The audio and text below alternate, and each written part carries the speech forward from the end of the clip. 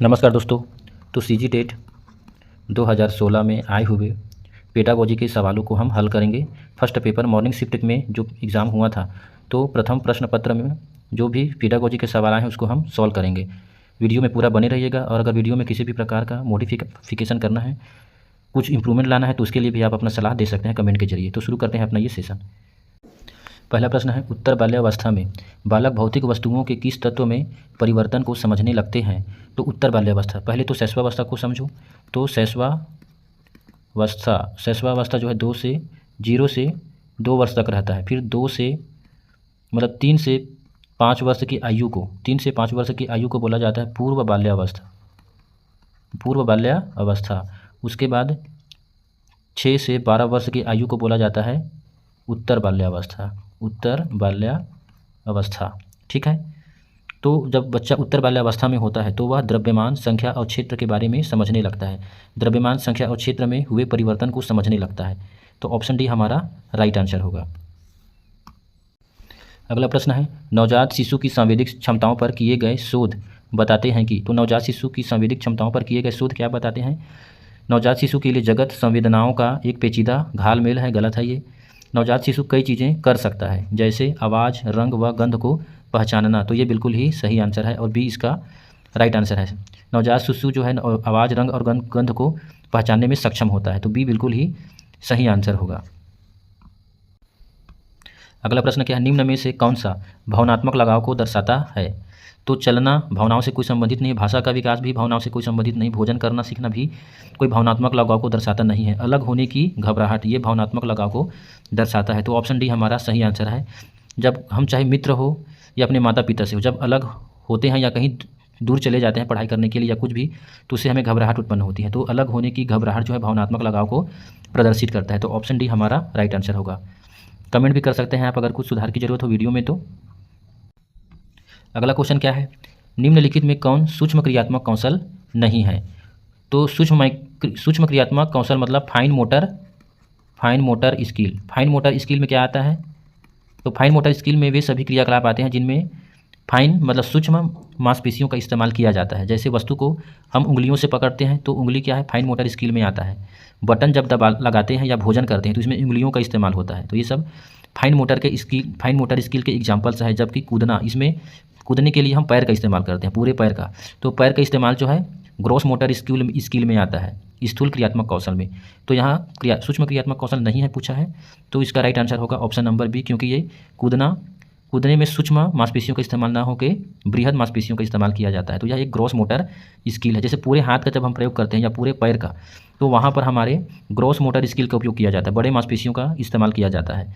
जबकि वस्तुओं को पकड़ना, बटन लगाना, भोजन करना, इन सभी चीज़ों में, पेन को पकड़ के लिखना, इन सभी चीज़ों में हमारे सूक्ष्म मांसपेशियों का इस्तेमाल किया जाता है। तो ये फाइन मोटर स्किल के अंतर्गत आता है। तो इसका राइट आंसर होगा ऑप्शन नंबर बी। अगला प्रश्न क्या है, निम्नलिखित में से कौन सीखने का अर्जन नहीं है? आदत, ज्ञान और अभिवृत्ति, ये जो है सीखने का अर्जन है। जबकि जो परिपक्वता है यह एक जैविक क्रिया है। परिपक्वता क्या है, एक जैविक क्रिया है और यह एक विकासात्मक प्रक्रिया है। परिपक्वता विकासात्मक प्रक्रिया है और इसका संबंध आनुवंशिकता से होता है। तो सी हमारा राइट आंसर होगा। सीखने का अर्जन नहीं है परिपक्वता। ज्ञान, आदत और अभिवृत्ति सीखने का अर्जन है। अनुभव और अभ्यास के द्वारा व्यवहार में होने वाले परिवर्तन को ही सीखना या अधिगम कहा जाता है। तो आदत, ज्ञान और अभिवृत्ति, ये तीनों ही सीखने का अर्जन है। परिपक्वता एक जैविक प्रक्रिया है, अर्जन नहीं है। ऑप्शन सी हमारा राइट आंसर होगा। अगला प्रश्न क्या है, पियाजे के संज्ञानात्मक विकास के 4 चरणों का सही क्रम है? तो जो जीन पियाजे थे उन्होंने कॉग्निटिव डेवलपमेंट थ्योरी दिया था और उन्होंने बताया था कि बच्चों का जो संज्ञानात्मक विकास है वो 4 स्तरों में पूरा होता है। कौन कौन सा? पहला जो स्टेज होता है वो होता है सेंसरी मोटर स्टेज, जो कि 0 से 2 वर्ष होता है, संवेदी गामक अवस्था। संवेदी गामक अवस्था जो है पहली अवस्था है। दूसरा जो 2 से 7 वर्ष होता है इसको बोला जाता है पूर्व संक्रियात्मक अवस्था या प्री ऑपरेशनल स्टेज।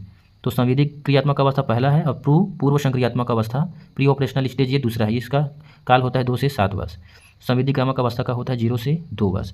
उसके बाद जो तीसरा स्तर आता है वो होता है 7 से 11 वर्ष, मूर्त संक्रियात्मक अवस्था या स्थूल संक्रियात्मक अवस्था, यहाँ लिखा है मूर्त की जगह में। तो और चौथा जो आता है उसको बोला जाता है औपचारिक संक्रियात्मक अवस्था, जो कि 11 वर्ष की ऊपर के आयु के बच्चों में पाया जाता है। तो ये होता है औपचारिक संक्रियात्मक अवस्था।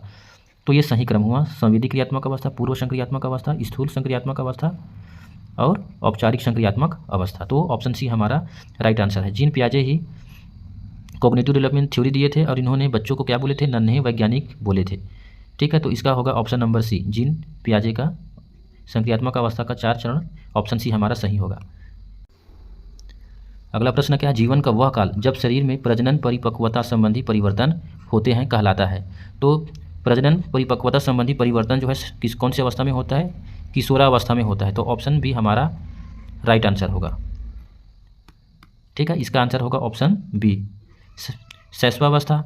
0 से 2 वर्ष की आयु को शैशवावस्था बोला जाता है। उसके बाद 3 से 5 वर्षों को क्या बोला जाता है, पूर्व बाल्यावस्था। पूर्व बाल्यावस्था कभी कभी ये पूछा जाता है। 6 से 12 वर्षों को उत्तर बाल्यावस्था। ठीक है, उत्तर बाल्यावस्था। और किशोरावस्था बोला जाता है, कहीं 12 लिखा जाता है, कहीं 13 से 18 के बीच को किशोरावस्था बोला जाता है। 18 से 25 में आता है प्रौढ़ावस्था। तो यहाँ राइट आंसर होगा किशोरावस्था। जनन संबंधी जो जनन परिपक्वता संबंधी परिवर्तन किशोरावस्था में होने लगता है। एक व्यक्ति के संवेगों की पहचान होती है। तो एक व्यक्ति के संवेगों की पहचान आनंद एवं सुख से होती है, सही है। आत्मगौरव से भी होता है और वैयक्तिक विभिन्नताओं से भी होता है। तो ये तीनों ही सही है, तो उपरोक्त सभी इसका राइट आंसर होगा। मैकडूगल जो है संवेग पर प्रयोग किया था, मैकडूगल, और इन्होंने 14 प्रकार के संवेगों की बात कही है। संवेग जो है 14 प्रकार के संवेग के बारे में बताया गया है मैकडूगल के द्वारा। इसको भी आप याद रख सकते हैं। चैनल को सब्सक्राइब कर दीजिएगा, लाइक कर दीजिएगा, दोस्तों के बीच में शेयर कर दीजिएगा और कमेंट भी कीजिएगा ताकि कुछ मैं इम्प्रूवमेंट और ला सकूं। अगला क्वेश्चन देखते हैं।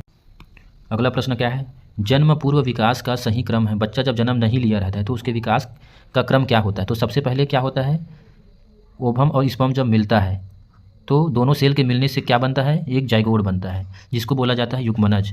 जाइगोट फिर क्या बनाता है, एम्ब्रियो अर्थात भ्रूण बनाता है और उसी भ्रूण से बनता है गर्भस्थ शिशु। तो ऑप्शन ए हमारा सही आंसर होगा।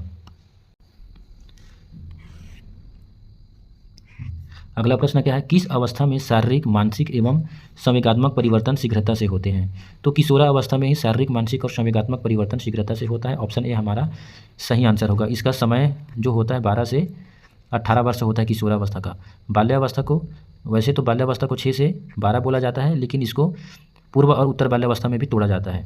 ठीक है, तो ये 2 चीज़ों को याद रखेंगे। साथ ही स्टेनले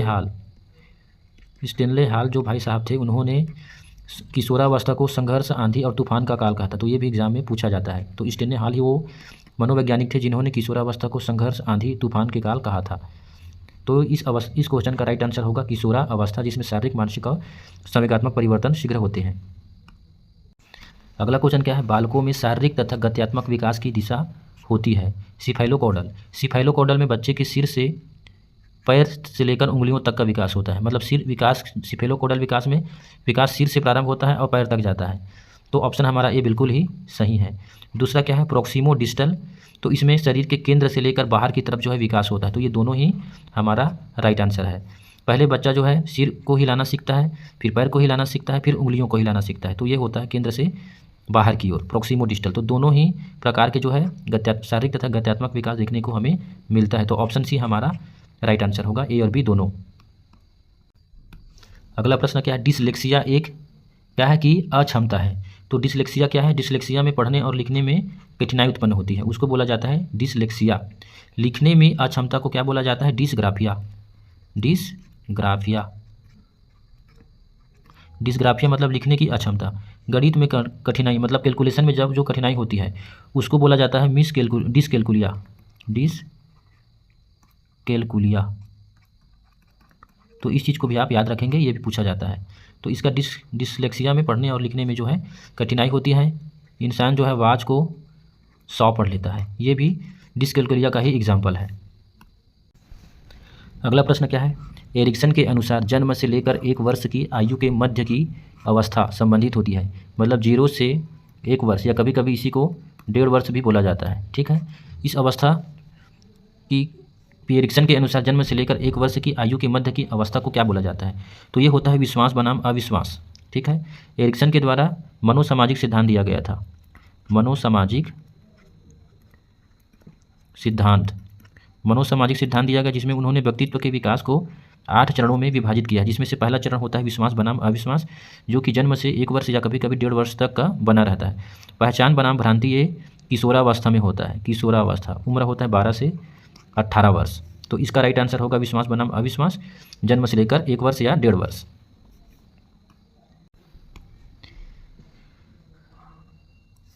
सीखने की प्रक्रिया होती है, सीखने की प्रक्रिया कहाँ कहाँ होती है? सिर्फ कक्षा में, सिर्फ एक नेगेटिव वर्ड है, केवल कक्षा में सीख सकते हैं, ये ऐसा नहीं है, तो ये गलत होगा। शाला के अंदर, शाला के बाहर, शाला के अंदर तथा शाला के बाहर, तो शाला के अंदर और शाला के बाहर दोनों जगह हम सीखने की प्रक्रिया को कर सकते हैं।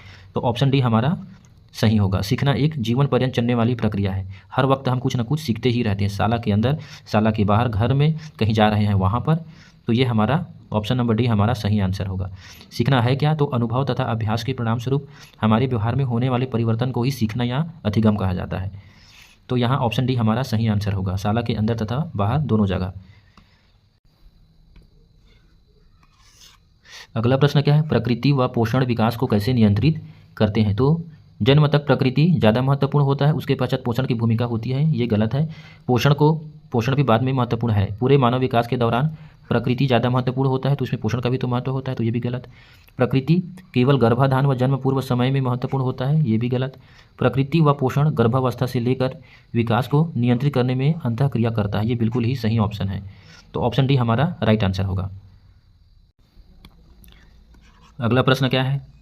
वाई गुणसूत्र में डैश नामक एक जीन होता है, जो एक रासायनिक पदार्थ उत्पादित करता है, जिसके कारण युग्मनज का विकास नर रूप में होता है। तो वाई गुणसूत्र में कौन सा जीन होता है? तो RSY जीन होता है, और इसी जीन की वजह से जाइगोट का विकास जो है नर मतलब मेल के रूप में होता है। वैसे गुणसूत्र X और Y जो है मेल में पाया जाता है, X और Y गुणसूत्र 23 जोड़ी गुणसूत्र रहता है मनुष्य में, जिसमें XY मेल में रहता है और XX फीमेल में रहता है। जब X और X मिल जाती है तो फीमेल उत्पन्न होता है, और XY मिलता है तो नर उत्पन्न होता है। तो बच्चा मेल होगा या फीमेल होगा वो मेल के क्रोमोसोम पर निर्भर करता है, ना कि फीमेल में। हालांकि हमारे भारतवर्ष में हर चीज़ के लिए महिलाओं को ही जवाबदेह माना जाता है, लेकिन ये गलत है, ठीक है। इसका वैसे लड़की होगा या लड़का होगा, इस पे किसी का बस नहीं है, भगवान का ये दिन होता है। अगला प्रश्न क्या है? टेर्टोजेन एक बाह्य एजेंट जैसे एक रसायन, वायरस अथवा एक प्रकार का विकिरण है, जो विपरीत रूप से डैश के विकास को प्रभावित कर सकता है। तो टेर्टोजेन ये क्या होता है? एक फैक्टर होता है जो आनुवंशिक रूप से या असामान्यताएं जो है बच्चों में, गर्भस्थ शिशु में पैदा कर देता है, और ये गर्भावस्था के किसी भी काल में उत्पन्न कर सकता है ये असामान्यताएं। तो जाइगोट, भ्रूण और गर्भस्थ शिशु, ये तीनों पे किसी न किसी स्तर पे प्रभावित कर सकता है ये टेर्टोजन। तो इसका राइट आंसर होगा ऑप्शन नंबर सी, जाइगोट, भ्रूण व गर्भस्थ शिशु मतलब फीटस।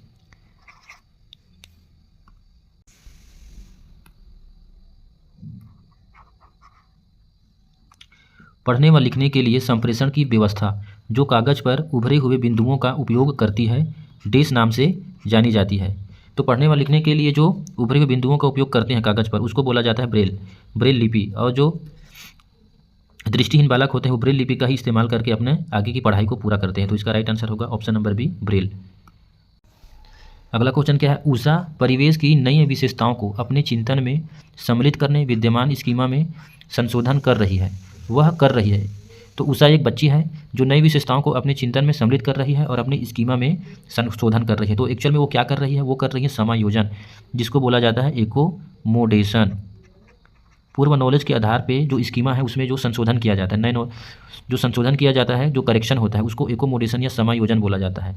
तो इसका राइट आंसर होगा ऑप्शन नंबर सी, समावेशीकरण को बोला जाता है एसिमिलेशन। एसिमिलेशन में क्या करता है? जो स्कीमा रहता है, जो पूर्व ज्ञान रहता है, उसी में और ज्ञान को जोड़ा जाता है, ऐड किया जाता है। तो एसिमिलेशन में नॉलेज को ऐड किया जाता है, जबकि एकोमोडेशन में नॉलेज में करेक्शन किया जाता है, स्कीमा में संशोधन किया जाता है। तो इसका राइट आंसर होगा ऑप्शन नंबर सी। एक बच्ची जो कहती है कि चोरी करना गलत है क्योंकि वह पकड़ी जा सकती है, वह है कोहल वर्ग की अवस्था में। कौन सी अवस्था में है? तो वह कोहल वर्ग की सजा तथा आज्ञाकारिता अवस्था में है, चरण फर्स्ट में है वो लड़की। कोहल वर्ग के द्वारा नैतिक विकास का एक सिद्धांत दिया गया और उन्होंने नैतिक विकास के चरणों को 3 चरणों में विभाजित किया है, जिसको बोला जाता है, पहला होता है पूर्व परंपरागत स्तर, फिर होता है परंपरागत स्तर, और तीसरा होता है उत्तर परंपरागत स्तर। ठीक है। Preoperational stage, operational stage और postoperational, preconventional stage, conventional stage and postconventional stage, ये 3 अवस्थाएं होती हैं और प्रत्येक अवस्था को 2 अलग अलग लेवलों में बांटा गया है। तो अभी जो बच्चे हैं वो लेवल फर्स्ट में है, पूर्व परंपरागत अवस्था में है, प्री कन्वेंशनल स्टेज में है, तथा क्योंकि बच्ची को लग रहा है कि अगर वो पकड़ाएगी तभी वो गलत है, अगर नहीं पकड़ाती है तो वो गलत नहीं है, तो उसका जो नैतिकता है वो सज़ा और पुरस्कार पर आधारित है। तो पहला स्टेज में है वो। इसका राइट आंसर होगा ऑप्शन नंबर ए।